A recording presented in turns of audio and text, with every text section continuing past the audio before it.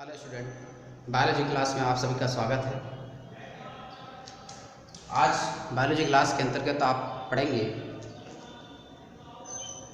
Class twelfth के अंतर्गत पहला जो लेसन है एनसीईआरटी के अंतर्गत sexual reproduction in flowering plant, यानी कि पुष्पी पौधों में लैंगिक जनन, अर्थात जो एंजियोस्पर्मी प्लांट हैं उन एंजियोस्पर्मी प्लांट में सेक्सुअल रिप्रोडक्शन लैंगिक जनन किस प्रकार होता है और कैसे एक नई ऑफस्प्रिंग बनती है, उसके बारे में डिटेल नॉलेज हम लोग हासिल करेंगे इस लेसन से। तो सबसे पहले सेक्सुअल रिप्रोडक्शन में एंटर करने से पहले हम लोग जो पुष्प की मॉर्फोलॉजी है उसके विषय में स्टडी कर लेते हैं, क्योंकि पुष्प जो है, फ्लावर जो है, ये प्लांट्स का सेक्सुअल पार्ट है जो सूट मॉडिफाइड पार्ट होता है। फ्लावर में मेनली 2 पार्ट्स पाए जाते हैं। एक जो है एक्सेसरी पार्ट एंड सेकेंड जो है नेसेसरी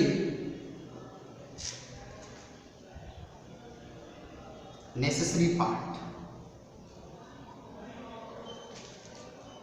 जो एक्सेसरी पार्ट है, इस एक्सेसरी पार्ट में फ्लावर के 2 भाग आते हैं।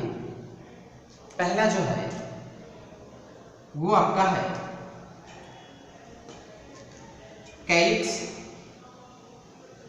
जिसे हिंदी में हम लोग बाह्य पुंज कहते हैं, और दूसरा जो पार्ट है एक्सेसरी यानी कि सहायक भाग में वो कोरोला, इसे हिंदी में हम लोग दलपुंज के नाम से जानते हैं। जबकि नेसेसरी पार्ट में हम लोग देखते हैं, नेसेसरी पार्ट में जो हैं वो फ्लावर के रिप्रोडक्टिव पार्ट होते हैं, जिसमें मेल और फीमेल रिप्रोडक्टिव पार्ट आते हैं। मेल रिप्रोडक्टिव पार्ट को हम लोग एंड्रोइसियम,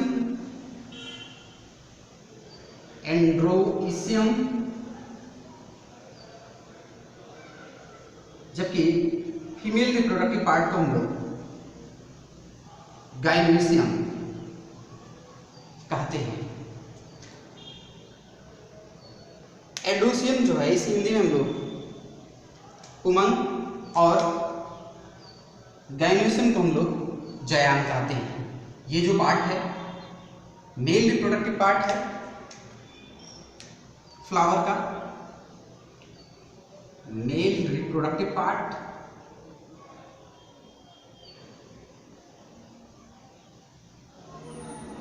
जबकि ये जो है ये आपके फीमेल रिप्रोडक्टिव पार्ट है।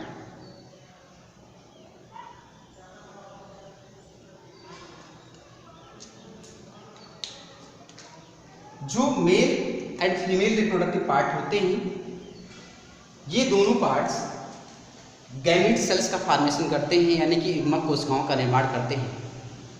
जो युग्मक इन दोनों रिप्रोडक्टिव पार्ट से बनती है वो आपके हैप्लॉइड होती है, यानी कि आवृत होती है।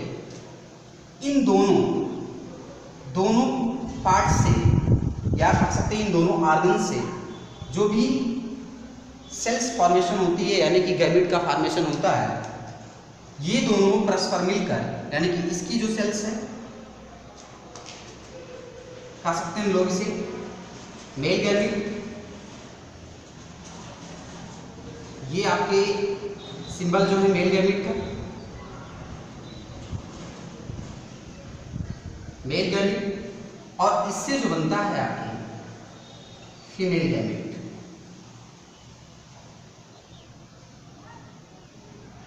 जो मेल और फीमेल गैमेट होते हैं, इन दोनों के फ्यूजन को हम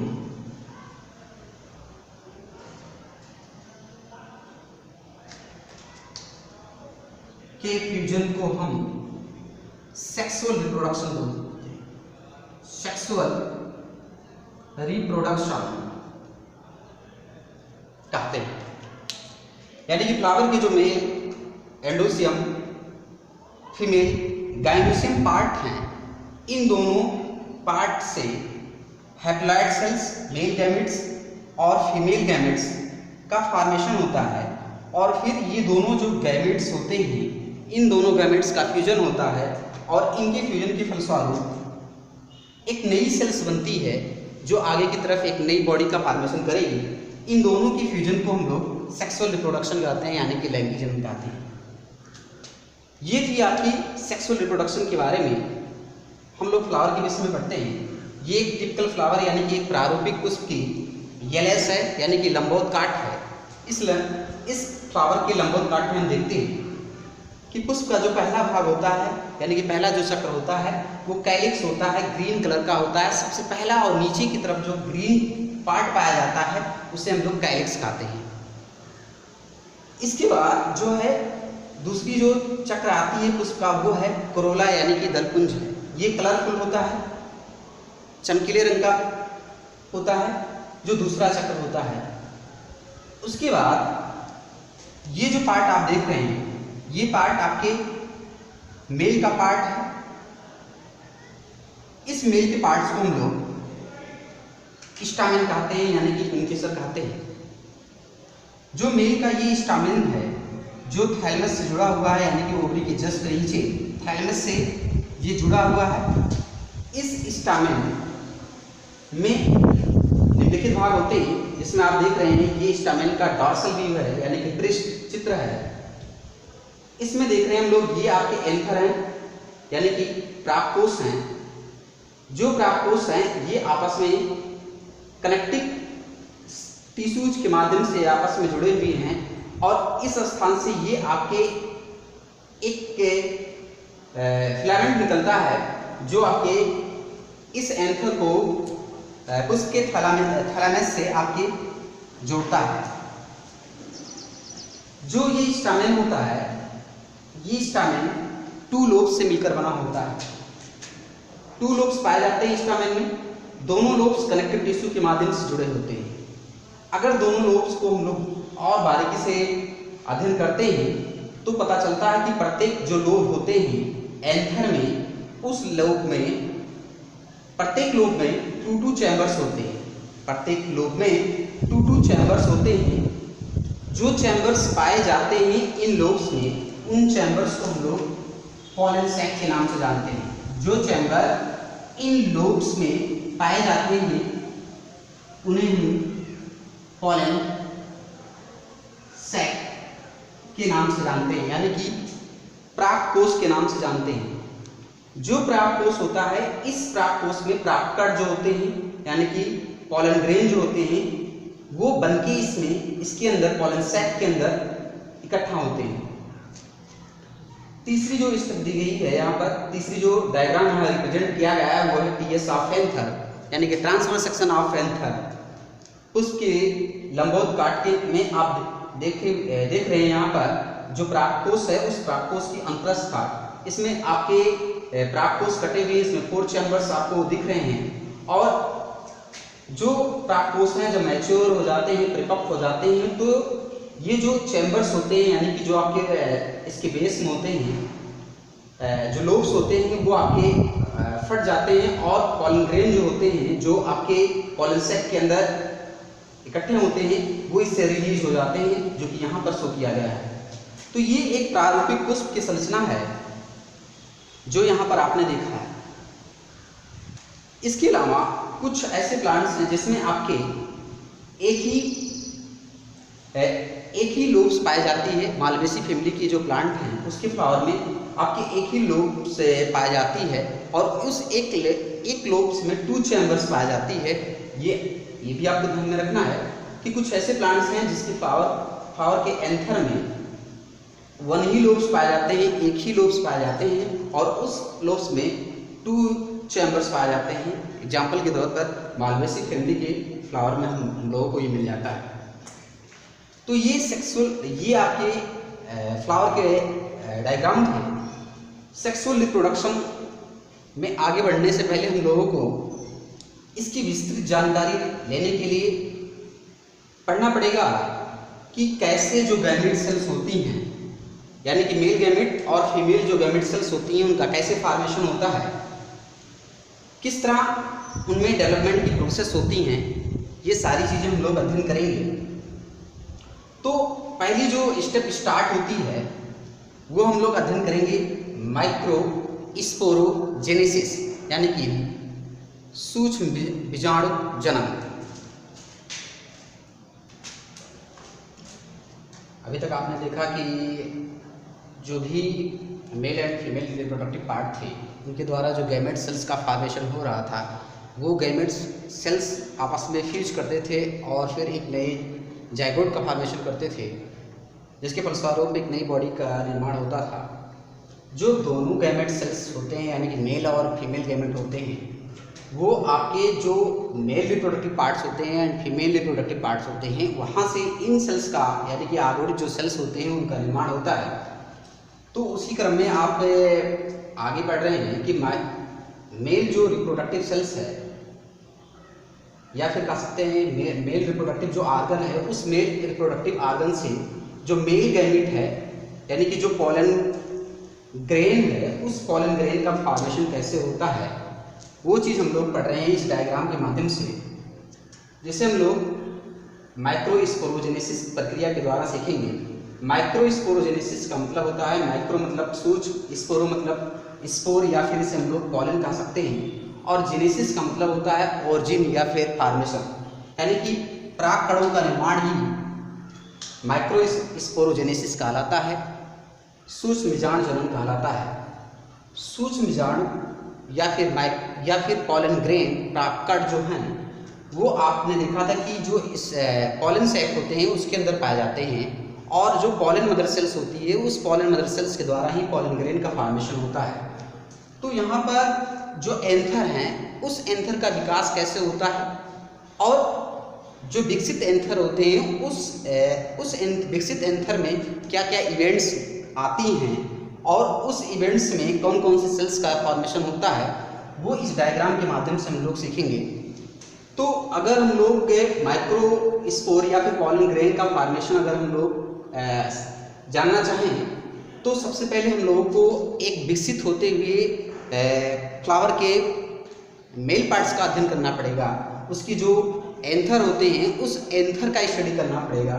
तो प्रारंभ में जो एंथर होते हैं वो एंथर चारों तरफ से एपिडर्मिस कोशिकाओं से घिरे होते हैं, और उस एपिडर्मिस कोशिकाओं के बीच में आपकी मेरिस्टेमेटिक सेल्स पाई जाती है, जो कंटिन्यू आपके डिवीजन करती रहती है। जो भी इस एपिडर्मिस के नीचे मेरिस्टेमेटिक सेल्स पाई जाती है, उस मेरिस्टेमेटिक सेल्स में से एपिडर्मिस के चारों कोनों की जो मेरिस्टेमेटिक सेल्स है वो एनलार्ज हो जाती है, थोड़ी बड़ी हो जाती है।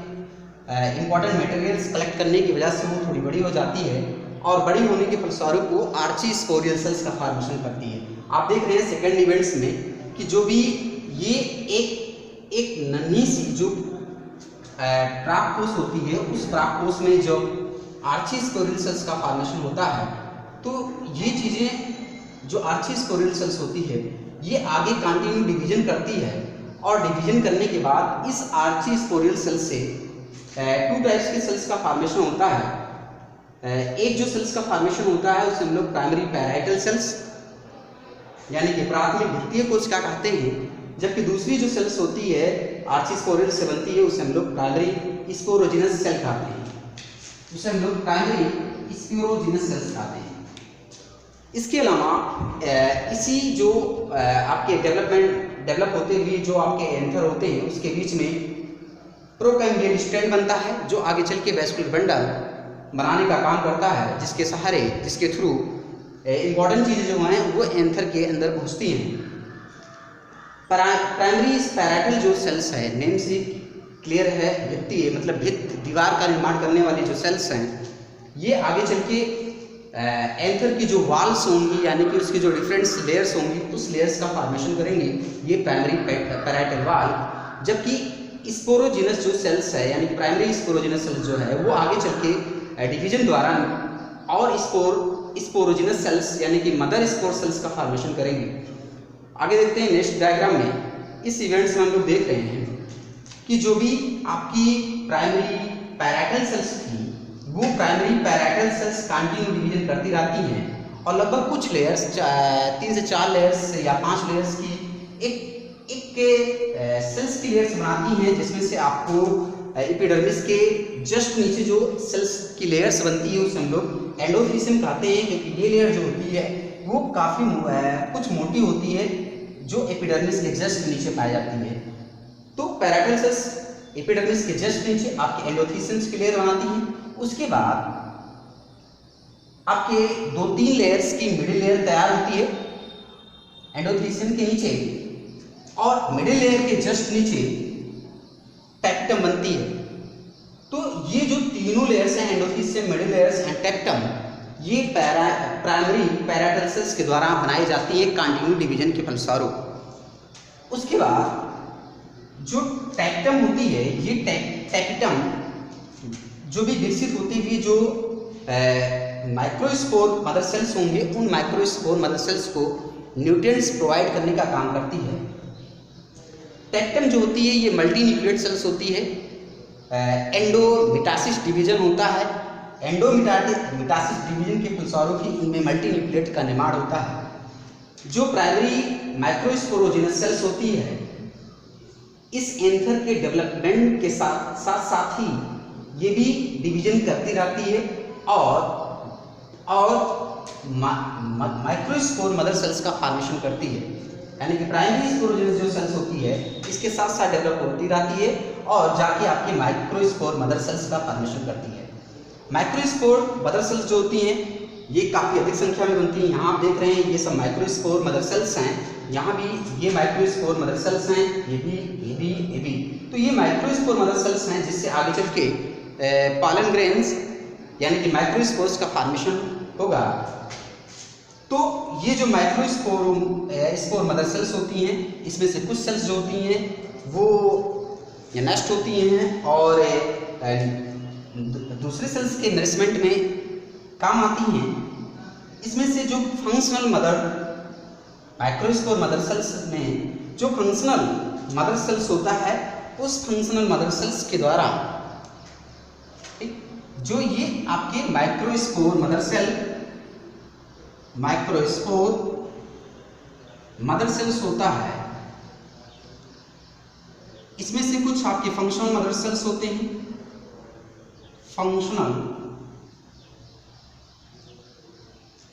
फंक्शनल माइक्रोस्पोर मदर सेल,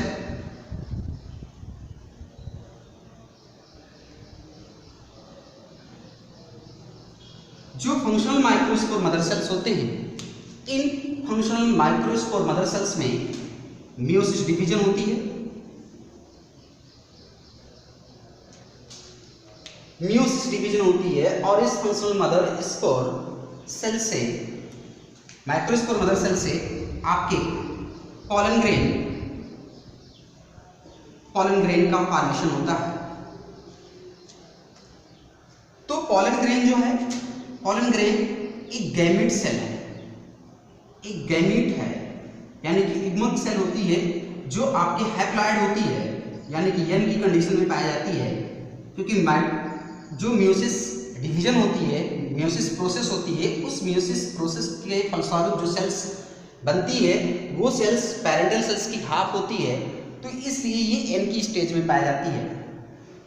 तो इस तरह आपने देखा है कि जो एंथर होती है उस एंथर सेल्स में डेवलपमेंट होता है और डेवलपमेंट के फलस्वरूप आपके आर्ची स्पोरियल सेल्स बनते हैं। आर्ची स्पोरियल जो सेल्स एपिडर्मिस के चारों कोनों के नीचे बनती हैं वो पुनः डिवीजन करती हैं और primary parietal cells and primary sporogenous sales का फॉर्मेशन करती हैं। जो प्राइमरी पैराइटल सेल्स होती है एपिडर्मिस के नीचे एक के बाद एक endothecium, middle layers and tapetum layers का फॉर्मेशन करती है और इसके विकास के साथ साथ जो आपके प्राइमरी स्पोरोजिनस सेल्स होती हैं वो भी कंटिन्यू डिवीजन करती हैं और डिवीजन करने के फलस्वरूप आपके माइक्रोस्पोर मदर सेल्स का फॉर्मेशन करती हैं। स्पोर मदर सेल्स जो होती हैं उसमें से कुछ डेड होती हैं, बाकी कुछ रह जाती हैं जो फंक्शनल होती हैं। वो फंक्शनल माइक्रोस्पोर जो मदर सेल्स होती हैं वो मियोसिस डिवीजन करती हैं और मियोसिस डिवीजन करने के फलस्वरूप पॉलन ग्रेन का फॉर्मेशन करती हैं। पॉलन ग्रेन एक गैमीट सेल्स है, यानी कि जो माइक्रोस्पोरोजेनेसिस क्रिया के फलस्वरूप बनी है, हैप्लॉइड कंडीशन में होती है, यानी कि गेन की अवस्था में होती है। ये इसके अलावा हम देख सकते हैं कि कुछ स्थानों पर जो भी एंथर होती है एपिडर्मिस के जस्ट नीचे, जहां पर कुछ धंसा हुआ होता है एपिडर्मिस अंदर की ओर, और यहाँ पर एंडोथीसियम कुछ पतली रह जाती है, ऐसे स्थान को हम लोग स्टोमियम कहते हैं। अब आपने यहाँ पर पूरी तरह आपको क्लियर हो गया है कि किस तरह आपके एंथर का विकास होता है और एंथर के अंदर किस तरह आपके प्राकड़ों का फॉर्मेशन होता है। ये पूरी प्रक्रियाएं इस डायग्राम से आपको समझ में आ गई होगी। आप इसके फिगर को ड्रा करेंगे और उसके साथ साथ आप इसको मेमोराइज करेंगे और नोट प्रिपेयर करेंगे। तब तक के लिए आप सभी का धन्यवाद।